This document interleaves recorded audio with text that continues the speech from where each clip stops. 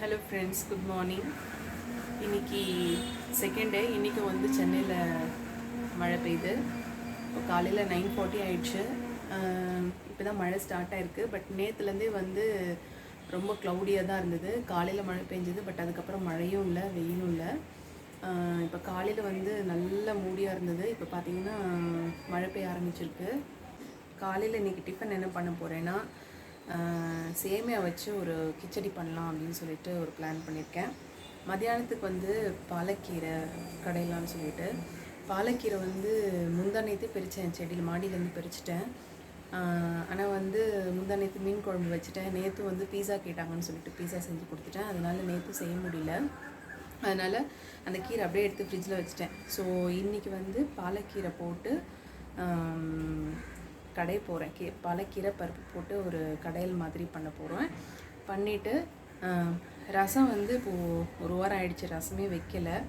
அதனால் வந்து ரசம் வந்து இன்றைக்கி கொள்ளு ரசம் வைக்கலாம் அப்படின்னு சொல்லிட்டு யோசிச்சுட்ருக்கேன். இன்கேஸ் கொள்ளு ரசம் வச்சேன்னா அதையும் நான் கேப்சர் பண்ணுறேன். பாருங்கள் அந்த ரெசிபி எப்படி பண்ணுறதுன்னு சொல்லிட்டு. இப்போ கிச்சடி பண்ணுறதுக்கு எல்லாம் ரெடி பண்ணிட்டேன். கேரட்டு, பீன்ஸ் போட்டு நம்ம பண்ண போகிறோம். 3 பச்சை மிளகாய் எடுத்திருக்கேன். 2 மீடியம் சைஸ் பெரிய வெங்காயம், வெள்ளை வெங்காயம் எடுத்திருக்கேன் நான்.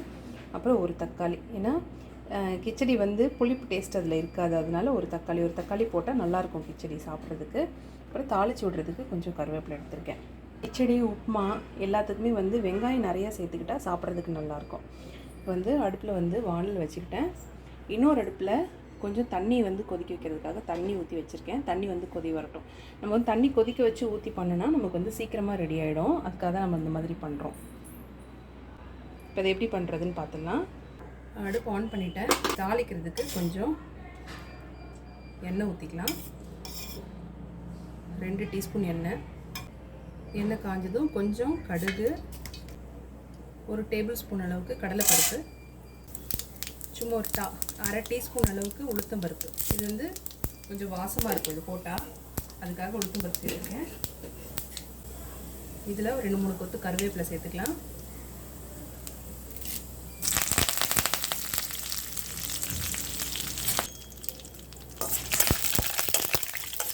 கடலைப்பருப்பு கொஞ்சம் லைட் ப்ரௌன் கலரில் மாறிடுச்சு.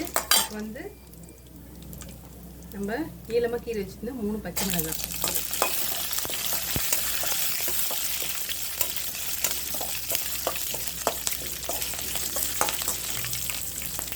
இது கூட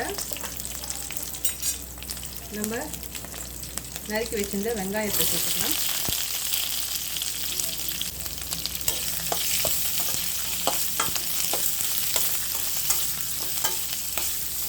இந்த வெங்காயம், தக்காளி, காய் இதெல்லாம் நல்லா வதங்கி வந்ததுக்கப்புறம் தான் தண்ணி ஊற்றணும். ஏன்னா காய் நல்லா வதங்குச்சுன்னா தான் கிச்சடி வந்து டேஸ்ட்டாக இருக்கும் சாப்பிட்றதுக்கு. இது கொஞ்சம் வதங்கிட்டோம். இது வதங்கிறதுக்காக கொஞ்சம் உப்பு சேர்த்துக்கலாம். உப்பு இப்போதைக்கு கொஞ்சமாக சேர்க்குறேன். அப்புறம் கடைசியாக பார்த்துட்டு நம்ம சேர்த்துக்கலாம்.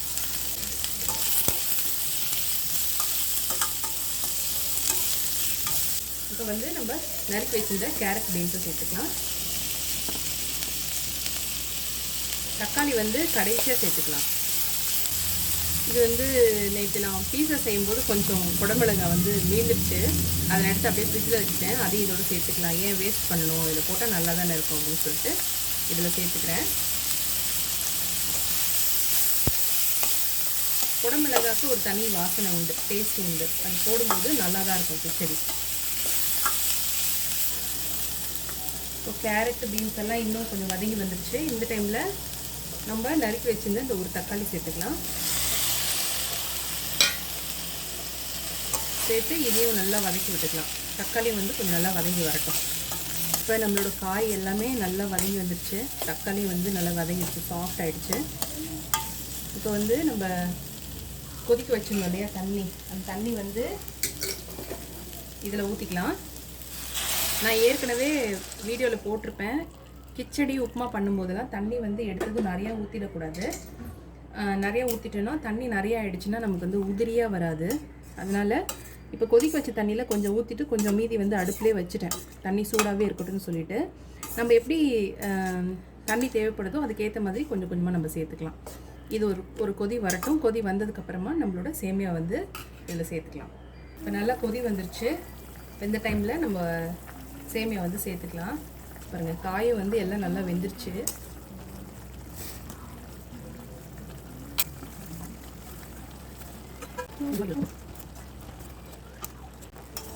மோஸ்ட்லி எனக்கு எப்படி இருக்குன்னா, நான் கொஞ்சம் ஃப்ரீக்வெண்ட்டாக செய்கிறதுனால நான் ஊற்றுற தண்ணியே எனக்கு கரெக்டான அளவாக இருக்கும். எப்பயாவது கொஞ்சம் பத்தாத மாதிரி இருக்கும். அப்போ வந்து நான் அந்த சுட வச்சுருக்க தண்ணியை வந்து கொஞ்சம் கலந்துப்பேன்.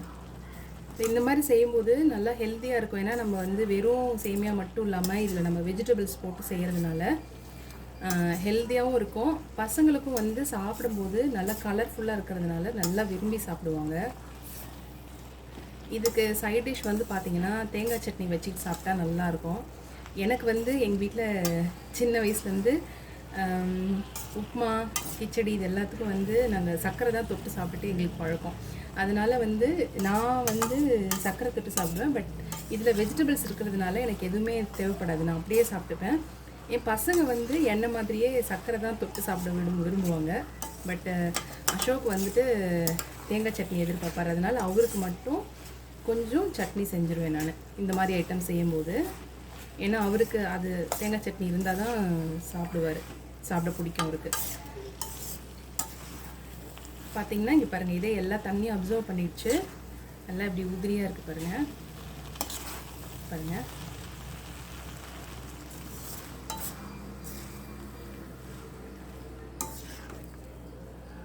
பார்த்திங்கன்னா தெரியும் நல்லா எவ்வளோ சூப்பராக உதிரியாக வெந்து வந்திருக்கு. நூடுல்ஸ் மாதிரி இருக்குது.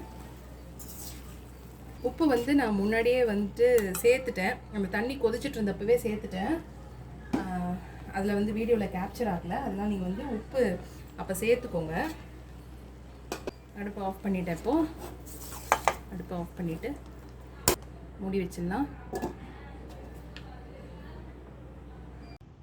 பட்டு பாப்பா,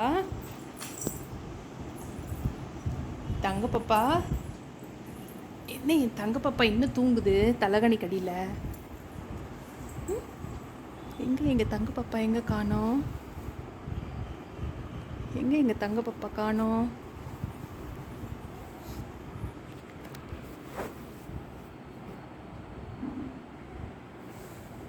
குட்டி பொண்ணு டேய், அம்மாம்மா இதுதான் ஸ்கூல் இல்லை, எதுக்கு என்ன எழுப்புறீங்க? ஸ்கூல் இல்லை தான், ஆனால் சாப்பிடணும்லடா அம்மோ. பசி எடுக்கும்ல மீனு பாப்பாக்கு. மீனு குட்டிக்கு பசி எடுக்கும்ல. எடுக்கல. பசின்னு எடுக்கலையா? குட் மார்னிங் சொல்லுங்க.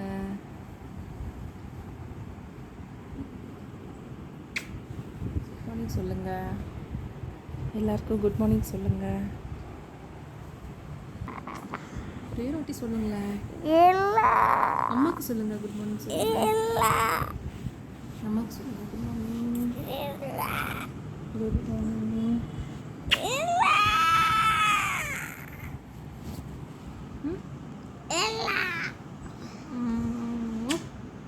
நல்லா தூங்குனீங்களா? நீ தான் வந்து எழுப்பி விட்டீங்களா? மணி என்ன தெரியுமா? இன்னும் கொஞ்ச நேரத்தில் லன்ச் டைம் ஆகிடும். இப்போ கீரை கடையிறதுக்கு பார்த்திங்கன்னா பாசிப்பருப்பு எடுத்து நான் வந்து 1 கப்பு நல்லா கழுவிட்டு தண்ணியில் போட்டிருக்கேன். இப்போ அதே கிண்ணத்துலேயே 1 தக்காளி, 1 பச்சை மிளகாய், ஒரு 10லேருந்து 12 போல் பூண்டு பல், இது எல்லாத்தையும் போட்டு வந்து குக்கரில் வைக்க போகிறேன். இது நல்லா வேகட்டும். ஒரு 2-3 விசில் நல்லா வேக விட்டு இது அடுப்பை ஆஃப் பண்ணிக்கலாம். இந்த கீரை பாருங்கள், கீரை வந்து நம்ம மாடியில் எடுத்த கீரை தான், அப்படியே ஃப்ரெஷ்ஷாக எப்படி இருக்குது பாருங்கள். இப்போ கழுவிட்டு நம்ம அது பொடி பொடி நறுக்கிக்கலாம் கீரை கடையிறதுக்கு. இது வந்து ஒரு பக்கம் வேக வச்சு எடுத்துக்கலாம். 1 டீஸ்பூன் எண்ணெய் ஊற்றிக்கலாம். 1/4 டீஸ்பூன் கடுகு, 1/4 டீஸ்பூன் சீரகம், கொஞ்சம் பெருங்காயத்தூள், 2 வரமிளகாய்,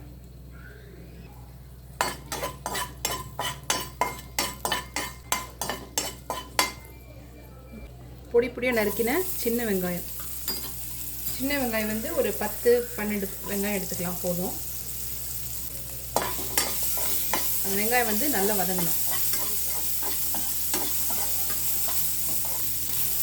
வெங்காயம் நல்லா வதங்கிடுச்சு. நம்ம கீரை சேர்த்துக்கலாம். கீரை வந்து இப்போ பார்த்திங்கன்னா கழுவி க்ளீன் பண்ணி பொடி பொடியாக நறுக்கி வச்சுருக்கேன். அதை சேர்த்துக்கலாம். கொஞ்சம் ஒரு 1/4 டீஸ்பூன் மஞ்சள் தூள், கீரைக்கு தேவையான அளவுக்கு உப்பு, இதை சேர்த்து இதை நல்லா வதக்கிக்கலாம்.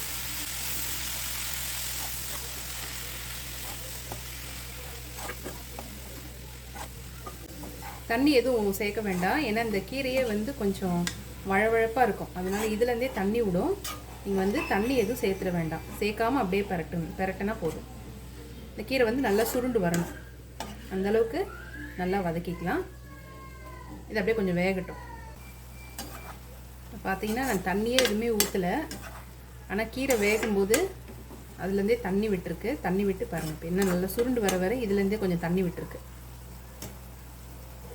நம்ம வந்து இப்போ குக்கரில் வேக வச்சுக்கிட்டோம் இல்லையா, நம்மளோட பாசிப்பருப்பு, தக்காளி, பூண்டு, பச்சை மிளகாய், இது பாருங்கள் நல்லா பஞ்சு மாதிரி வெந்து வந்துருச்சு. இது வந்து இப்போ இதோட சேர்த்துக்கலாம்.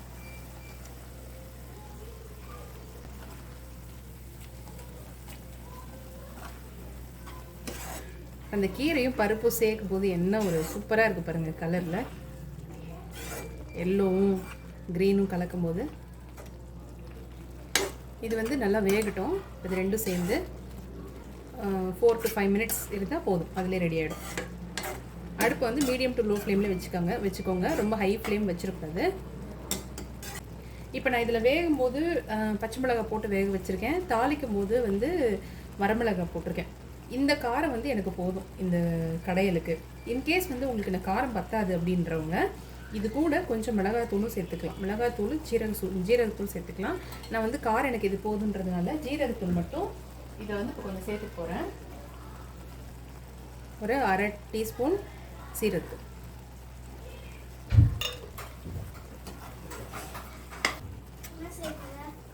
கீரைமா, பாலக்கீரை. உப்பு வெங்காயம் தாளிக்கும் போது கொஞ்சமாக போட்டேன். அதனால் உப்பு கொஞ்சம் கம்மியாக இருக்குது. அதனால் இப்போ கொஞ்சமாக மட்டும் உப்பு சேர்த்துக்கிறேன்.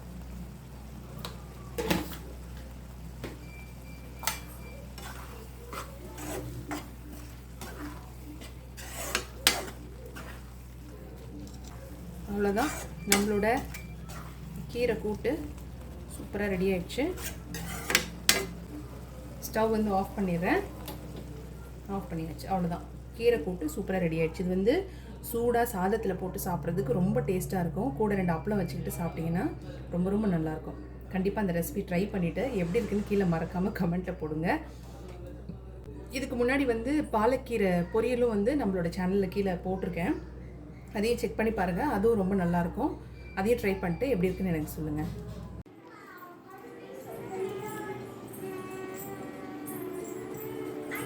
சாப்பிட்டீங்களா? சூப்பு நல்லா இருக்கா?